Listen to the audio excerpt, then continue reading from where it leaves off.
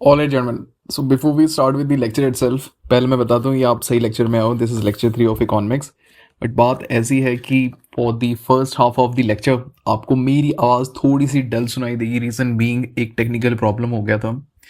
कोई technical problem नहीं था, बेसिकली मैंने माइक ऑन करना भूल गया था. ठीक है, तो आपको मेरी आवाज़ सिस्टम से आ रही होगी, जो टैब है उससे आ रही होगी. थोड़ी सी डल हो सकती है, मैनेज कर लो आधे पौन घंटे. ठीक है, तो ईयरफोन्स लगा के देख लेना थोड़ी देर. और उसके बाद चीज़ें मैंने फिक्स कर दी थी जैसे मुझे पता चला कि हाँ यार ये तो रिकॉर्ड ही नहीं हो रहा. बाकी बढ़िया, ताबीज़ बांधते हैं हम इकोनॉमिक्स की. ठीक है, इस लेक्चर में कंप्लीट कर लेंगे सारी चीज़ें. Thanks for cooperating guys. आगे बढ़ते हैं. ठीक गुड है. मॉर्निंग, क्या हाल चाल मेरे नौजवान सीजन. I hope you are keeping well. Welcome to cross better and this is our third lecture of all you need for economics. And आज उम्मीद होगी कि मनी बैंकिंग एंड फाइनेंस अच्छे से कंप्लीट हो जाए. इसी से रिलेटेड जितने भी PYQs हैं वो भी हम साथ में कंप्लीट करते हुए चले. सो लेक्चर थोड़ा लंबा होने वाला है. Please brace your self. ठीक है, अच्छे से मस्ती से बैठ जाओ एंड कोशिश करने की एक बार में ही सारा लेक्चर कंप्लीट कर लो. ठीक है, अगली प्रोटोकॉल सेम होगा. ये जो नोट्स है आपको ड्राइव लिंक में आपको मिल जाएगा, वहाँ से आपको डाउनलोड करना है, जिसका लिंक मैं जिसका लिंक मैं डिस्क्रिप्शन सेक्शन में डाल दूंगा. आपको वहाँ जाना है. आपको वहाँ पे दो प्रकार के नोट्स मिलने वाले हैं. एक होगा एनोटेटेड वर्जन और दूसरा होने वाला है अनएनोटेटेड वर्जन. अनएनोटेटेड वर्जन को आपको डाउनलोड करना है और उसको साथ में लेकर के बैठना है. यहाँ पे एक एक्टिव स्पेस आपको दिख रहा होगा. तो ये एक्टिव स्पेस इज गिवन कि आप यहाँ पे साथ में एनोटेशन करते रहो. ठीक है, कोई चीज़ आपको दी जाती है, कोई एग्जांपल्स, कोई फॉर्मूला या कोई यूनिक एग्जांपल्स जो आप अपने एंड से ऐड करना चाहते हो for the ease of understanding, आप साथ में कर सकते हो. ये इसलिए दिया हुआ है क्योंकि पर्सनलाइजेशन बढ़िया बैठता है. ठीक है, नोट्स के साथ पर्सनलाइजेशन होना बहुत ही ज़रूरी है. Notes should always be personalised. आपका खुद का टच उसमें होना चाहिए. एंड जब एक टैंजिबल चीज़ हाथ में रहती है, तो वो अलग लेवल का कॉन्फिडेंस देता है. ठीक है, वी ऑल नो कि हम लोग एक स्पेशल या फिर विजुअल लर्नर होते हैं. ठीक है, अगर एग्जाम में कहीं अटके तो हमें पता होता है कि किस सेक्शन में, किस पेज में, किस कोने में इसका आंसर है. ये छोटी छोटी चीज़ें एड करती है इन डेरिवेशन ऑफ आंसर.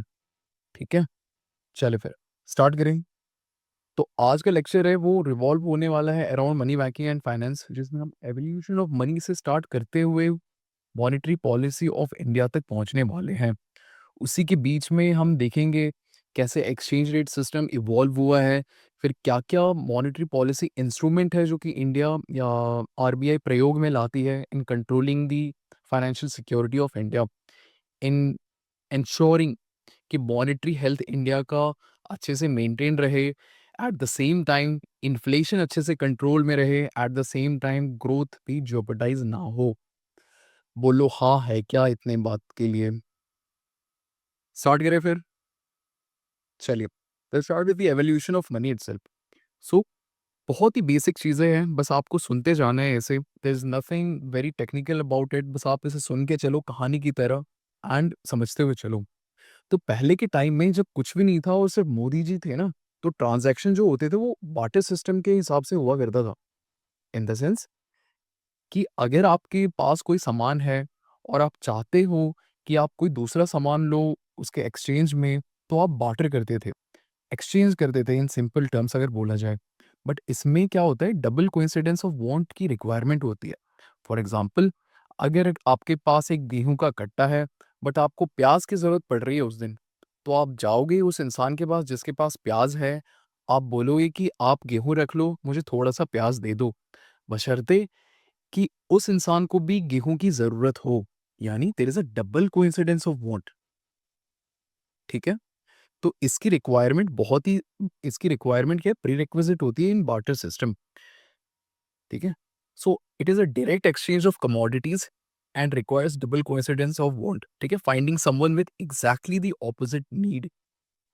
नाउ यहाँ पे आप नोटिस करो एक छोटी सी प्रॉब्लम निकल के आती है.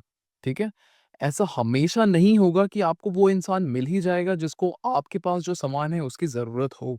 देयर विल बी टाइम्स जब आपको वो इंसान ना मिले. ठीक है, तो in order to solve that one problem हमने क्या एक इंटरमीडिएट कमोडिटी को इंट्रोड्यूस किया. वो इंटरमीडिएट कमोडिटी कमोडिटी जिसकी कैरेक्टरिस्टिक्स क्या है, it is rare in nature. ठीक है, फॉर एग्जाम्पल गोल्ड हो गया और सिल्वर हो गया, ये क्या है, आपको आसानी से नहीं मिलेगा। ठीक है, अब मेरा आपसे ये सवाल है, अगर मैं गोल्ड सिल्वर ना लेकर के अगर मैं आयरन लूं, तो क्या वो भी इंटरमीडिएट कमोडिटी की तरह एक्ट करेगा? नहीं करेगा, क्योंकि iron is something which is readily available, वो बहुत ही आसानी से मिल सकता है, तो वैल्यू डिटरमाइन करने में बहुत ही ज्यादा मुश्किल होगा। ठीक है, इसलिए हमने वो कमोडिटी चूज करी जो कि रेयर इन नेचर है। बट फिर प्रॉब्लम इसके साथ भी आया। क्या प्रॉब्लम आया? फर्स्ट ये प्रॉब्लम है कि कमोडिटी जो है इट इज रेयर, बट ये एक्सट्रीमली रेयर है। ठीक है, जैसे जैसे इकोनॉमी एक्सपैंड करती गई, ये प्रॉब्लम सामने आया कि है ना, आप सफे इस गोल्ड और सिल्वर की सप्लाई को सफाइस नहीं कर सकते हो। एट द सेम टाइम हर एक ट्रांजैक्शन के लिए आपको इसे कैरी करना पड़ रहा था। इसी के साथ जुड़े प्रॉब्लम्स जो रहते हैं गोल्ड और सिल्वर के, theft and other small problems, वो भी सामने आ रहे थे। तो in order to solve that one problem, हमने ट्रांजिशन किया पेपर करेंसी में। ठीक है, तो इसमें क्या हुआ, हमने एक थर्ड पार्टी एक ट्रस्टेड एंटिटी को जा करके ये गोल्ड और सिल्वर को जमा कर दिया, और उसे बोला कि आप इसकी कस्टडी ले लो और उसके बदले एक प्रॉमिसरी नोट दो, which will be backed by the asset of gold and silver. ठीक है, उसी के प्रपोर्शनल हमने एक प्रॉमिसरी नोट निकाली, जो कि ट्रस्टेड है बाय दिस थर्ड एंटिटी। और ये थर्ड एंटिटी कुछ नहीं है बल्कि सेंट्रल बैंक है। इंडिया के केस में वो होगा आरबीआई।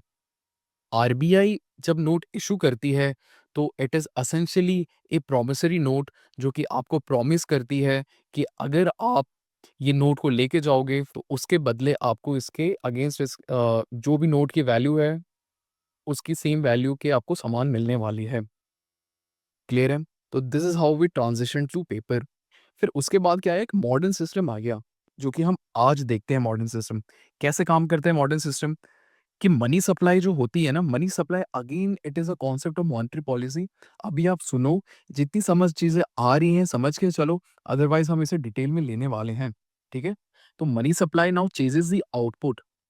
पहले क्या होता था, depending on how much gold and silver reserve you have, आप जमा कराते थे, और आरबीआई या एनी थर्ड ट्रस्टेड एंटिटी आपको उसके अगेंस्ट उसका अगेंस्ट इन डिनोमिनेशन आपको पेपर कैश इशू करती थी। अभी क्या हो रहा है, it is based on the real output. एक कंट्री कितनी आउटपुट प्रोड्यूस कर रही है या कर सकती है, उसके बेसिस पे पूरी की पूरी मॉनेटरी सप्लाई या फिर मनी सप्लाई मैनेज की जाती है, and it is done by the central bank, RBI. Clear है? तो पहले क्या था, गोल्ड एंड सिल्वर को हम लोग रखते थे। अभी हम लोग गोल्ड तो रखते ही हैं, साथ में गवर्नमेंट सिक्योरिटीज भी रखते हैं एंड फॉरेन करेंसी भी रखते हैं, जिसमें pound sterling, US dollar, Australian dollar and एक और जापानीज येन भी आता है। ठीक है, खैर ये चीज हम डिटेल में लेने वाले हैं, तो do not worry much about this system, अगर समझ नहीं आया फिर भी तो। क्लियर है? नाउ ये सीनियोराज है।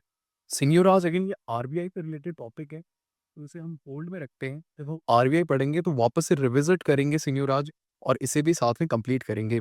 बेसिकली सीनियोराज इज एसेंशियली, वेट, इसे ऑन करने दो। तो सीनियोराज बेसिकली एक टर्म है जो कि असाइन किया है हाउ आरबीआई मेक्स मनी।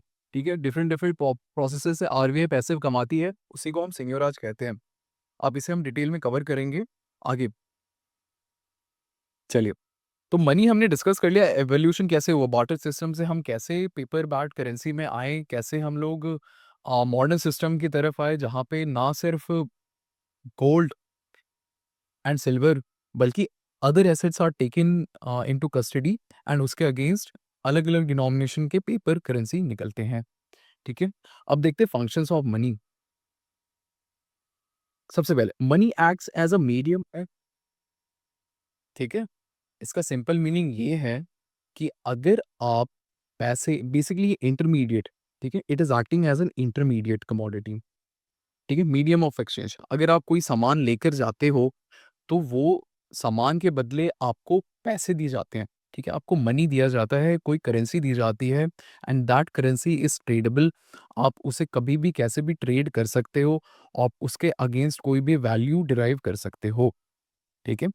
दूसरा क्या है, money is also act as a convenient unit of account. What does it mean? Convenient unit of account मतलब आप एक टैंजिबल वैल्यू असाइन कर सकते हो किसी प्रोडक्ट का। फॉर एग्जांपल, अगर आप दुकान में जाओगे, कोई कोई कमोडिटी खरीदनी है, how will you know the value of it? एक तरीका हो सकता है वो आपको अच्छे से समझाए कि ये ऐसे से बना है, ऐसे से ये आपकी हेल्प करेगा। और दूसरा तरीका क्या होता है, आप एक मॉनेटरी वैल्यू उसे असाइन कर दो कि ये 300 रुपए का है, ये 400 रुपए का है। सो 300 रुपए, 400 रुपए समझना बहुत ही आसान है, ठीक है? तो it is acting as a unit of account. Clear है? तीसरा पॉइंट क्या कहते हैं? Money act as a store of value. मतलब मान लो एक किसान है, किसान ने मेहनत करके रुपीज़ 100 वर्थ ऑफ गेहूँ उगाया है, ठीक है? अब ये चाहता है कि उसे अभी कंज़्यूम ना करके मैं चाहूँ तो इसे अगले साल कंज़्यूम करूँ। Is it possible? क्या इतने टाइम तक वो गेहूँ को रख सकता है क्या 1 साल तक? नहीं, it is a perishable item और ये खराब हो जाएगा। परंतु अगर वो इसे मार्केट में जाके एक्सचेंज करा के इसके बदले वो पेपर बैक्ड करेंसी ले ले, ठीक है? कोई एसेट बैक्ड करेंसी ले ले, तो वो बहुत ही टाइम तक स्टोर कर पाएगा। So money has a store of value. Clear है यहाँ तक? यानी money is acting as a medium of exchange, money is acting as a unit of account and money is also acting as a store of value. ये छोटी-छोटी बातें बस सुन के चलो, ठीक है? कहीं कहीं कोई दिक्कत आनी नहीं चाहिए, बहुत ही सिंपल बातें हैं। आगे देखते हैं। एक्सचेंज रेट सिस्टम पे डिस्कशन करेंगे बढ़िया-सा। देखते जाओ। सबसे पहले 1993 एक साल था जिसमें हम हमारी कंट्री एलपीजी रिफॉर्म लेकर आई थी। लिबरलाइज़ेशन, प्राइवेटाइज़ेशन एंड ग्लोबलाइज़ेशन रिफॉर्म, ठीक है? उसके पहले हमारी जो एक्सचेंज रेट थी ना, वो फिक्स्ड एडजस्टेबल नेचर की हुआ करती थी। मतलब जो याद करो हमने नॉमिनल एक्सचेंज रेट पढ़ा था, याद करो पिछली कक्षा में हमने नॉमिनल एक्सचेंज रेट पढ़ा था। तो फिक्स्ड एडजस्टेबल का मीनिंग क्या होता है? तो ये मतलब होता है कि आरबीआई या कोई भी country depending on the nature of balance of payment situation या फिर इन्फ्लेशन अपने कन्वीनियंस के हिसाब से या अपने फिजिकल हेल्थ के हिसाब से वो रीवैल्यू या डीवैल्यू कर सकती है या डीवैल्यू कर सकती है ऑफ रुपी, ठीक है? तो 1947 में it was somewhere around $1 was equivalent to rupees 1। Clear है? It is called as fixed and adjustable. Why fixed and adjustable? क्योंकि आप रीवैल्यू और डीवैल्यू कर सकते हो अपने कन्वीनियंस के हिसाब से। और ये कौन करेगा? सेंट्रल बैंक करेगा। फिर देखा गया कि धीरे-धीरे इन्फ्लेशन बहुत ही ज़्यादा बढ़ने लगा और उसी के साथ-साथ क्यों? क्योंकि आप डिवैल्यू करते जा रहे थे and why were we devaluing it? क्योंकि हमारा बैलेंस ऑफ पेमेंट क्राइसिस निकल के आ रहा था, ठीक है? एक्सपोर्ट कॉम्पिटिटिवनेस हमारा घटता जा रहा था और हमने देखा था कि जब हम रुपये को डिवैल्यू करते हैं, तो हमारा एक्सपोर्ट कॉम्पिटिटिवनेस काफ़ी हद तक बढ़ जाता है, ठीक है? So because of the balance of payment crisis और इंक्रीजिंग इन्फ्लेशन फिर हमने एलपीजी रिफॉर्म लेकर आए। एलपीजी रिफॉर्म के बाद हम लोग मूव किए from the fixed and adjustable to floating exchange rate. Floating exchange rate भी 2 प्रकार के होते हैं। One is free float and one is managed float, ठीक है? फ्री फ्लोट में क्या होता है ना, आरबीआई या सेंट्रल बैंक का बिल्कुल भी हस्तक्षेप नहीं होता है। It is completely determined bye the market forces. Market forces याद करो, नॉमिनल एक्सचेंज रेट में मार्केट फोर्स ही डिटरमाइन करती है नॉमिनल एक्सचेंज रेट, ठीक है? क्या कैसे डिसाइड करोगे करेंसी एप्रिशिएट करेगी या डेप्रिशिएट करेगी? It was decided by the market forces of demand and supply. अगर बहुत सारे फॉरेनर्स इंडिया आते हैं और वो डिमांड करते हैं रुपी का, तो रुपी क्या करेगी? एप्रिशिएट करेगी अगेंस्ट डॉलर, ठीक है? तो अगर फ्री फ्लोटिंग एक्सचेंज रेट हम फॉलो करें तो आरबीआई का क्या हस्तक्षेप नहीं होगा। But this isn't the case. हम लोग free floating exchange rate follow नहीं करते हैं, हम लोग मैनेज एक्सचेंज रेट फॉलो करते हैं। तो फ्री फ्लोटिंग एक्सचेंज रेट गुरुजी कहाँ फॉलो होता है? फ्री फ्लोटिंग आपका जापान में फॉलो होता है एंड यूएसए में फॉलो होता है। ठीक है, वहां पे सेंट्रल बैंक बिल्कुल भी हस्तक्षेप नहीं करती है exchange rate. It is complete determined by the market forces. तो मैनेज क्या होता है फिर? मैनेज ये होता है कि लार्जली मार्केट फोर्सेस पे डिपेंडेंट होता है, बट छोटी मोटी एडजस्टमेंट जो करनी होती है उसमें आरबीआई हस्तक्षेप करती है। और आरबीआई डिसाइड करती है कि हाँ यार, मॉनेटरी पॉलिसी अगर बहुत ही ज्यादा हाथ से बाहर जा रहा है ना, तो फिजिकल पॉलिसी तो फाइनेंशियल हेल्थ मेंटेन करने के लिए हम लोग ओपन मार्केट ऑपरेशंस करते हैं। अगेन ओपन मार्केट ऑपरेशंस हम आगे कवर करने वाले हैं। अगर एक लाइन में मैं आपको ओपन मार्केट ऑपरेशंस बताऊं, तो अगर मान लो रुपी बहुत ही ज्यादा डेप्रिशिएट कर रही है, तो आरबीआई करेगी आरबीआई क्या करेगी, वो डॉलर्स को है ना मार्केट में इन्फ्लक्स करने लगेगी। डॉलर का सप्लाई बहुत ही ज्यादा बढ़ाने लगेगी, डॉलर को बेचने लगेगी, जिसकी वजह से क्या होगा, डॉलर बहुत ही ज़्यादा एबंडेंट मात्रा में मार्केट में पहुंच जाएगा और उसकी वैल्यू कम हो जाएगी। यानी इससे हम रोक देते हैं रुपये का डिवैल्यूएशन। ठीक है, ये आसान भाषा में है, बाकी हम डिटेल में से कवर करेंगे। तो हम लोग अभी क्या फॉलो करते हैं? We follow manage exchange rate. Clear है यहाँ तक? अगेन लिटरेचर देखते हैं, सारी चीज़ें पक्की हो जाएगी। प्री 1993 में we use to follow Indian adjustable, यानी RBI use to fix rate. जैसे 1947 में कितना था हमारा, $1 इक्वल्स टू 1 रुपी। ठीक है, and we use to adjust it manually, यानी revalue and devalue rupee. Clear है? Manual devaluation, deliberate reduction in the currency value to make export cheaper. याद करो क्या बताया था मैंने, जब रुपी डेप्रिशिएट करता है तो तो हमारा ट्रेड कॉम्पिटिटिवनेस क्या होता है, बढ़ जाता है, यानी we are able to export more. ठीक है, this is to correct the adverse balance of payment situation. ठीक है, अब देखते हैं पोस्ट 1993 हम क्या फॉलो करते हैं। हम लोग मैनेज फ्लोट फॉलो करते हैं, यानी rupee value is determined by the market forces of demand and supply. ठीक है, तो एप्रिशिएट और डेप्रिशिएट कैसे करेगा? It occurs when the demand of rupee increases, example more foreign investors. ये सेम एग्जांपल मैंने पिछली कक्षा में भी लिया था। ठीक है, फिर डेप्रिशिएट कैसे करेगा? It occurs when demand of foreign currency rises और डिमांड फॉर रुपी फॉल्स। ठीक है, अगर ज्यादा से ज्यादा इंडियंस कंट्री से बाहर जाना चाहे, कंट्री से बाहर वो पढ़ना चाहे, तो वो क्या करेंगे, अपने रुपी को एक्सचेंज करवाएंगे डॉलर में। दैट मीन्स वो डॉलर का डिमांड ज़्यादा बढ़ाएंगे, aggregate demand of dollar would increase, जिसकी वजह से rupee would depreciate in terms of dollar. Clear है क्या? क्लियर है क्या? ठीक है, तो in manage float the RBI intervenes, sells and buy dollars only to contain volatility. ठीक है, कंटेन दी वॉलिटिलिटी, यही है managed float, not to set specific price band. ठीक है, तो बहुत ही ज्यादा जब फाइनेंशियल हेल्थ हाथ से बाहर जा रहा होता है, तो वॉलिटिलिटी को कंट्रोल करने के लिए हम लोग आरबीआई हस्तक्षेप करती है। क्लियर है? रिवाइज कर ले वापस से। ठीक है, एक्सचेंज रेट 1993 से पहले हम क्या फॉलो करते थे? We use to follow fixed and adjustable, जिसमें RBI value and devalue करती थी based on the requirement, based on the current या फिर prevailing balance of payment situation and inflation.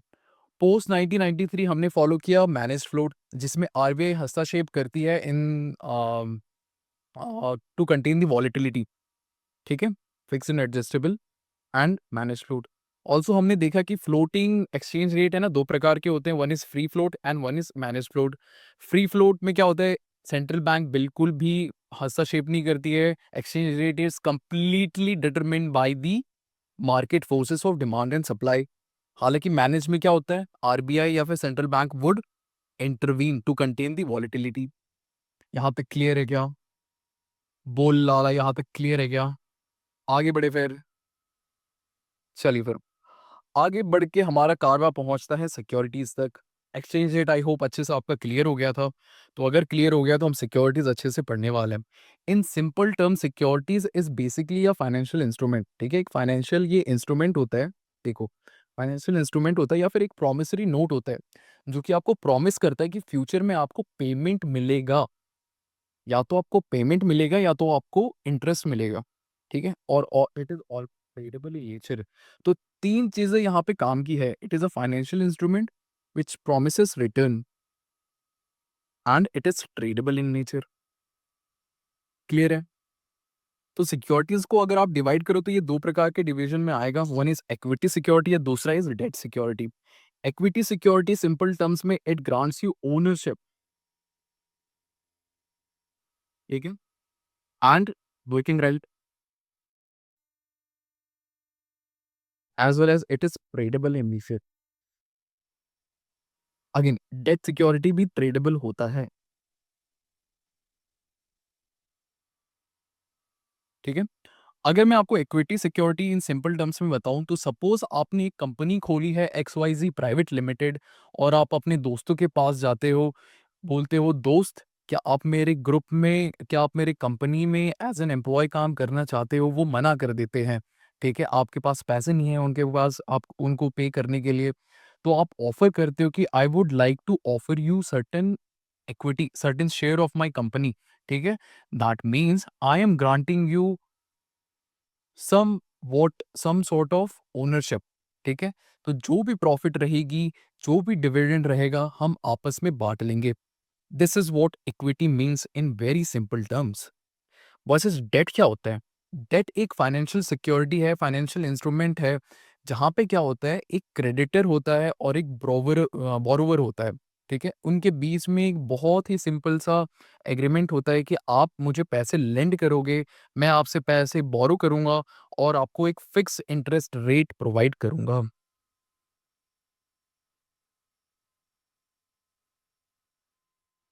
ठीक है, आपको मैं एक फिक्स इंटरेस्ट रेट प्रोवाइड करूंगा, और eight the end of the maturity एक सर्टेन टेनोर के बाद, एक सर्टेन पीरियड, एक एग्रीड पीरियड के बाद आपको आपका प्रिंसिपल प्लस एग्रीड इंटरेस्ट वापस मिल जाएगा, ठीक है, this is what debt security is. चलो पक्का गए इसे फिर। इक्विटी सिक्योरिटी क्या होता है? स्टॉक एंड शेयर, ठीक है, it represent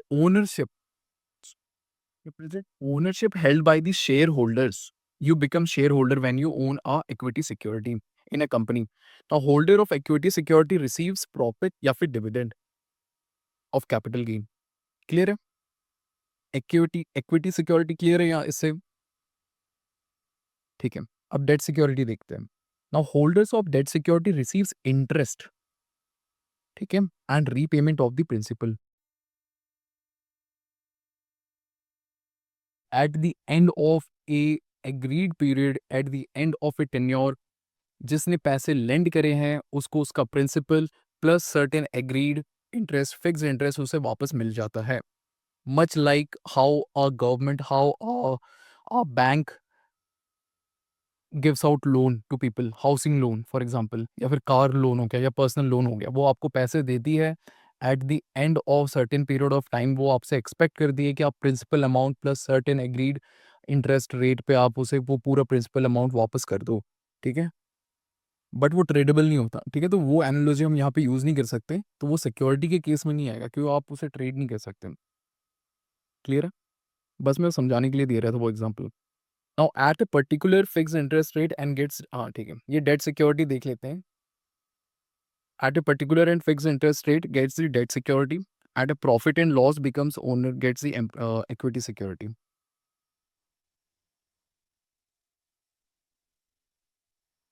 eight profit and loss and becomes owner gets equity security. ये वन लाइन ये कंपैरिजन है दोनों का।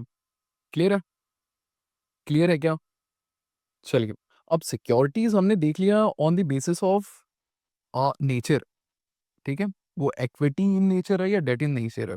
अब देखते हैं कि ऑन द बेसिस ऑफ कितने कैसे कैसे एक्टर्स इन्वॉल्व होते हैं ना, तब भी आप डिवाइड कर सकते हो। कैसे? Securities can be divided into one government securities and corporate, ठीक है, गवर्नमेंट सिक्योरिटीज देखते हैं। गवर्नमेंट सिक्योरिटीज डेफिनेशन क्या है? A government security is tradable instrument issued by central government या फिर state government, now it is also known as gilt edged. Gilt edged क्या होता है? गिल्ट का क्या मीनिंग होता है? गिल्ट का मीन्स होता है गोल्डन या फिर गोल्ड, ठीक है? क्योंकि इसमें कोई रिस्क नहीं होता है, इसलिए इसको हाईएस्ट पॉसिबल कैटेगरी में रखा जाता है गवर्नमेंट सिक्योरिटीज को, ठीक है? ये बहुत ही ज़्यादा सिक्योर होता है, बहुत ही ज़्यादा कोई रिस्क इसमें लार्जली इन्वॉल्व नहीं होता है। Now a government issues only and only debt securities. Equity क्या मतलब, ओनरशिप तो नहीं देगी ना आपको गवर्नमेंट, ठीक है? तो सिर्फ एक डेट सिक्योरिटी ही ऑफर करती है। All for qualifier for SLR देखते हैं। यानी जो गवर्नमेंट सिक्योरिटीज है ना, वो टोटल 4 पार्ट में आप इसे डिवाइड कर सकते हो और चारों के चारों एसएलआर के लिए क्वालिफाई करते हैं। आगे हम देखेंगे एसएलआर क्या होता है। अगर आपको मैं इसका फुल फॉर्म बताऊं तो it is basically statutory liquidity ratio, जो कि बैंक को मेंटेन करना पड़ता है। क्लियर है? चलिए, तो गवर्नमेंट सिक्योरिटीज कितने प्रकार के होते हैं? पहला प्रकार हम देखने वाले हैं, दैट इज ट्रेजरी बिल। देखने वाले हैं, that is cash management bill. फिर dated securities and state development loan, ठीक है? Treasury bill, it is very short debt security which is issued by the central government with a maturity of less than 1 year. They are zero coupon security, ठीक है? Treasury bill ये बहुत ही, again सारे के सारे government securities largely tradable होते हैं, ठीक है? तो अगेन ट्रेजरी बिल का ये है कि वो बहुत ही लिक्विड इन नेचर होता है और इसकी मेच्योरिटी है ना 1 साल से कम होती है। और एक मेजर फैक्टर यहाँ पे है, एक मेजर चीज़ आपको जो ध्यान में रखना है, ये ज़ीरो कूपन सिक्योरिटी होती है। ज़ीरो कूपन क्या होता है कि आप कोई ट्रेजरी बिल खरीद रहे होते हो, वो आप डिस्काउंट में खरीद रहे होते हो, ठीक है? डिस्काउंट में आप खरीद रहे होते हो और जब आप इसे रिडीम करने जाते हो, you redeem it at its face value, face price. For example, अगर गवर्नमेंट ने इशू किया है ट्रेजरी बिल, से फॉर एग्जांपल 100 रुपए का ट्रेजरी बिल इशू किया है, ठीक है? वहां पे पर्सन 1, पर्सन 2, पर्सन 3, पर्सन 4, ये 4 लोग हैं ना, ये खरीदना चाहते हैं ट्रेजरी बिल, ठीक है? तो गवर्नमेंट क्या करेगी, इसकी बिडिंग करवाएगी कि हम इशू कर रहे हैं ट्रेजरी बिल, आप में से कोई है इंटरेस्टेड खरीदने वाला? तो पर्सन 1 है ना, एक ऑफर देता है, ये बोलता है कि मैं इसे 90 रुपए में खरीदना चाहता हूँ। पर्सन 2 बोलता है मैं इसके लिए 92 रुपीज़ पे करूँगा। पर्सन 3 बोलता है मैं 95 करूँगा, तो पर्सन 4 बोलता है मैं 97 करूँगा। मेरा आपसे एक सवाल है, क्या लगता है किसको जाएगा ये ट्रेजरी बिल? कौन खरीदेगा ये treasury bill? Answer is person 4, ठीक है? पर्सन 4 को ये ट्रेजरी बिल मिलेगा, तो वो क्या करेगा, 97 रुपीज़ गवर्नमेंट को पे करेगा और ये 100 रुपए का बिल अपने पास रखेगा। और जब इसका टेन्योर पूरा हो जाएगा, एक सर्टेन फिक्स्ड पीरियड के बाद ये वापस जाएगा इसे रिडीम करवाने के लिए, आम, क्या कहते हैं, गवर्नमेंट के पास। और गवर्नमेंट के पास या फिर सेकेंडरी मार्केट में ये वापस से रिडीम करवाने जाएगा और अपॉन रेडिमेशन रिडेम्पशन इसे 100 रुपए मिल जाएंगे। तो जो डिफरेंस है ना 97 और 100 का बीच का 3 रुपए, वो होगा इस पर्सन का प्रॉफिट। क्लियर है? तो ये है पूरा प्रोसेस डिस्काउंटिंग का, शॉर्ट में। तो जब आप ट्रेजरी बिल जो डील की जाती है वो जीरो कूपन होती है और डिस्काउंट डिस्काउंट में खरीदा जाता है।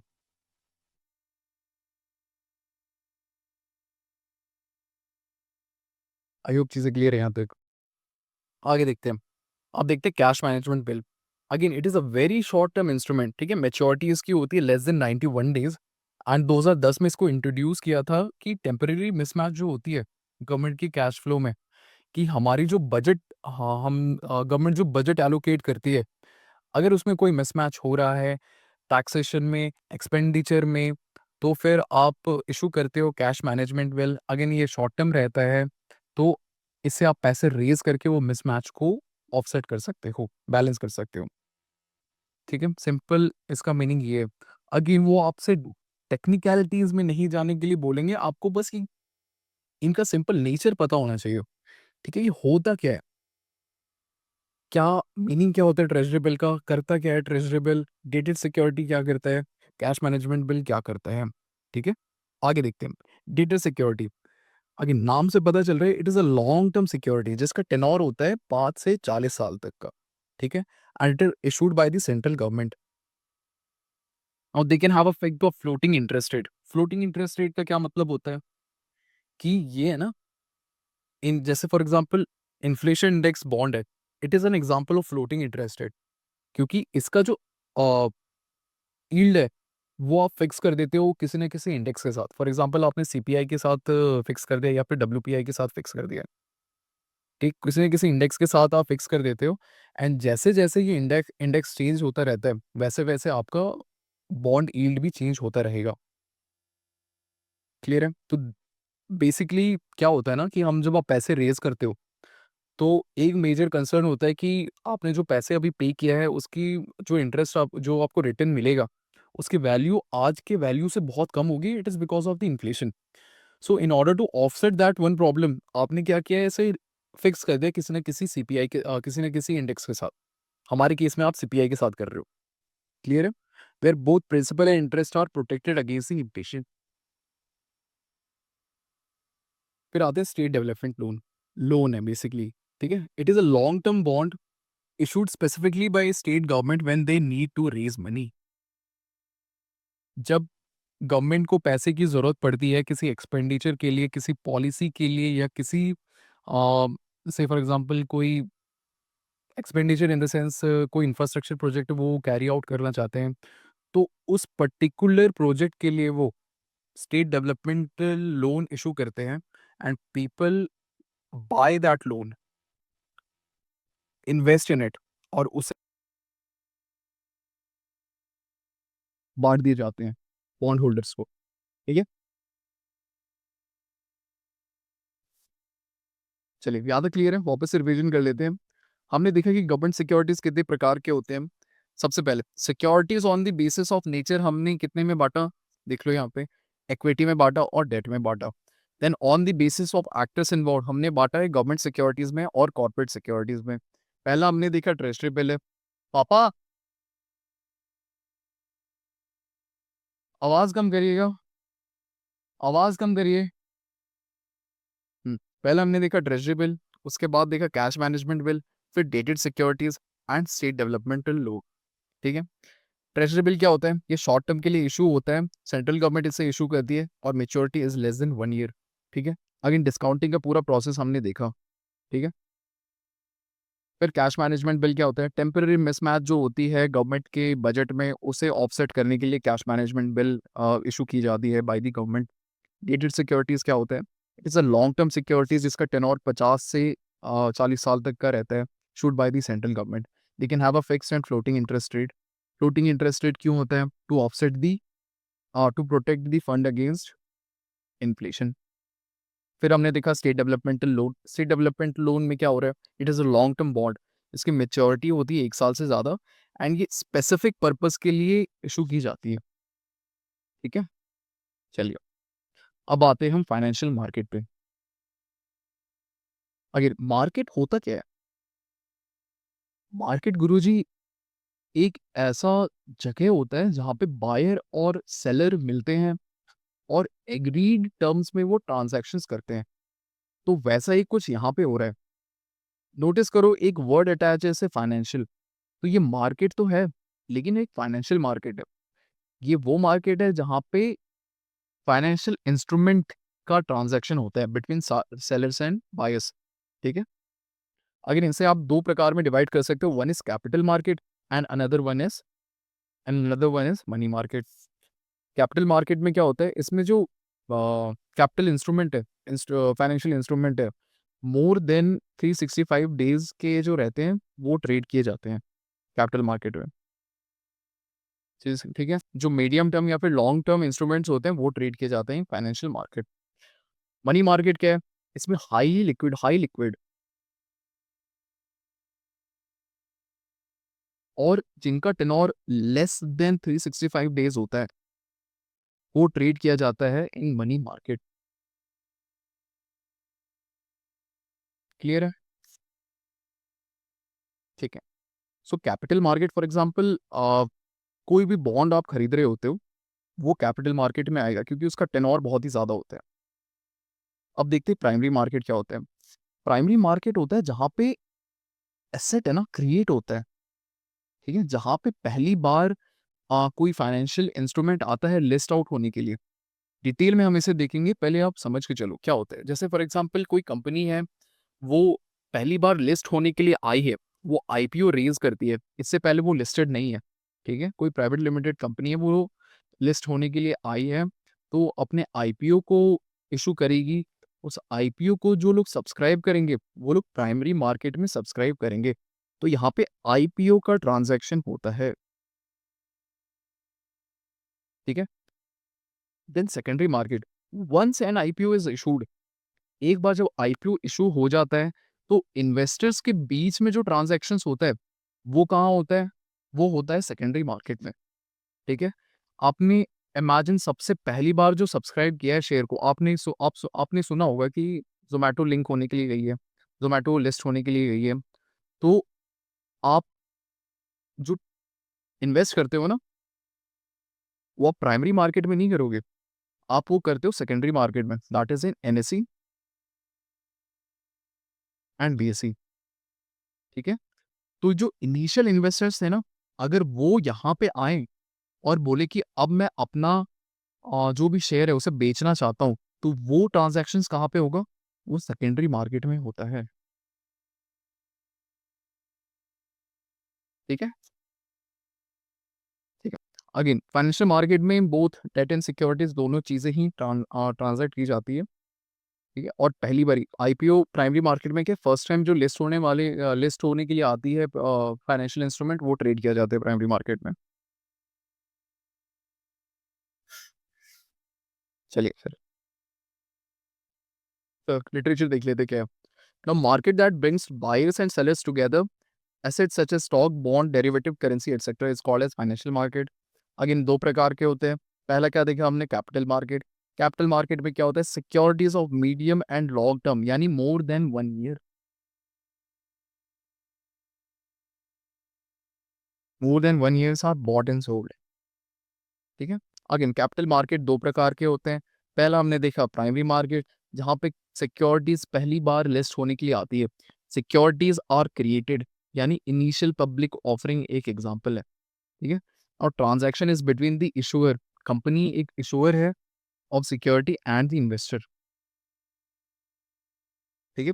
Once once a company has been listed, तो उसके बाद जो पूरा प्रोसेस होता है वो होता है सेकेंडरी मार्केट में, ठीक है। एक बार कंपनी लिस्ट हो जाती है एंड इन्वेस्टर्स का मन कर रहा है कि हाँ, अब मैं ये शेयर को, I don't want to hold this share anymore, मैं चाहता हूँ कि इसे बेच करके कुछ पैसे कमाऊं, तो वो कहाँ पे होगा, वो होगा सेकेंडरी मार्केट में।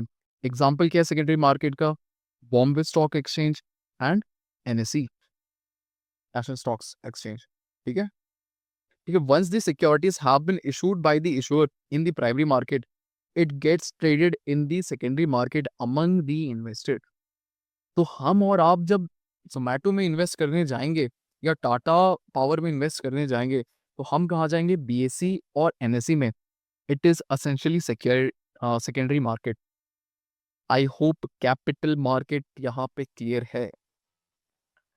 मुद्दे की बात क्या है यहाँ पे, लॉन्ग टर्म एसेट्स यहाँ पे ट्रेड होते हैं जिनका टेनोर 365 डेज से ज्यादा होता है। बोल लाला हाँ है क्या, क्लियर। चलो अब देखते हैं money market.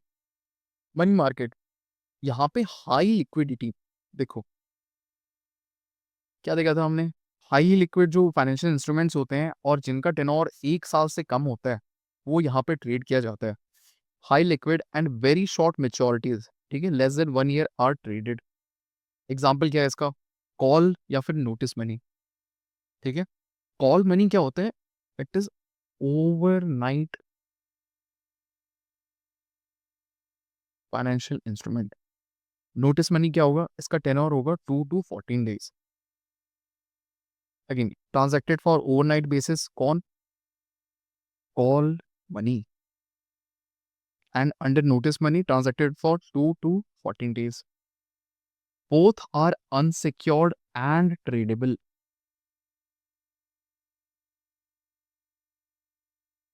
Both call money and notice money are unsecured instrument. ठीक है, इसमें कोई बैकिंग नहीं होती है, आपको कोई एसेट एज अ कोलैटरल नहीं देना पड़ेगा इन ऑर्डर टू यार रिकॉर्ड हो रहा है ना। हम्म, तो आपको कोई एसेट यहाँ पे एज अ कोलैटरल नहीं रखना पड़ेगा in order to secure call money और notice money, and both are tradable in nature. ठीक है, आगे देखते हैं। Certificate of deposit. Certificate of deposit are again ये भी ट्रेडेबल है और ये भी अनसिक्योर्ड है। ठीक है, it is a market instrument issued bye scheduled commercial bank against fund deposited at bank. ठीक है, इसमें एक्टर जो इन्वॉल्व होता है वो होता है शेड्यूल्ड कमर्शियल बैंक। तो इसमें है ना, आपको मुद्दे की बात है जो याद रखना है वो सबसे पहले कि ये एग्जाम्पल किस चीज का है। अगर वो आपको call money, notice money, certificate of deposit बोल दे या कमर्शियल पेपर दे दे, तो आपको पता होना चाहिए it is not a capital instrument, it is money market instrument. ठीक है, सबसे पहले तो ये रिकॉग्नाइज करना है। और दूसरी चीज जो आपको याद रखनी है कि ये अनसिक्योर्ड होता है और ट्रेडेबल होता है, सॉरी। ठीक है, सर्टिफिकेट ऑफ डिपॉजिट के केस में हमें ये याद रखना है कि कमर्शियल बैंक इसे इशू करती है। क्लियर है क्या? सिमिलरली आते हैं कमर्शियल पेपर पे। Commercial paper same, it is a unsecured money market instrument in a form of promissory note. यानी आप प्रॉमिस करते हो धारक को कि मैं आपको फ्यूचर में एग्रीड टर्म्स में आपको इंटरेस्ट और प्रिंसिपल वापस दूंगा।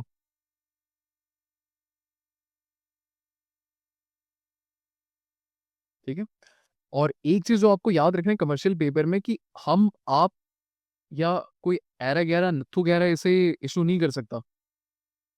कोई इंस्टीट्यूशन ऑफ हाई रेप्यूटेशन ही इसे इशू कर सकती है। For example Tata, Tata company, Tata company आराम से सीपी इशू करेगी।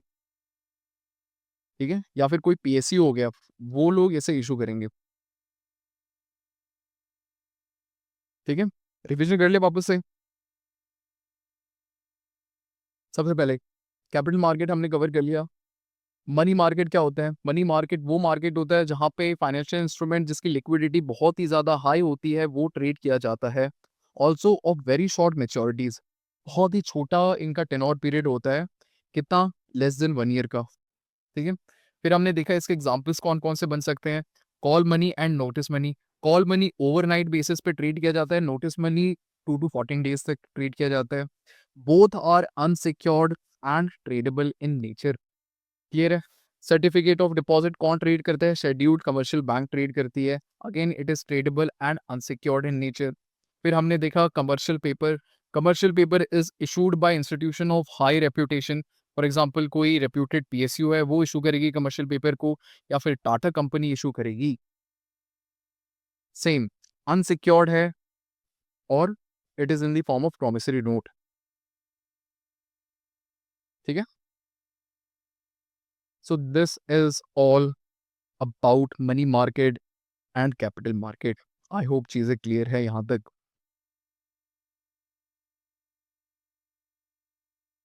चलिए फिर अभी बढ़िया ब्रेक लो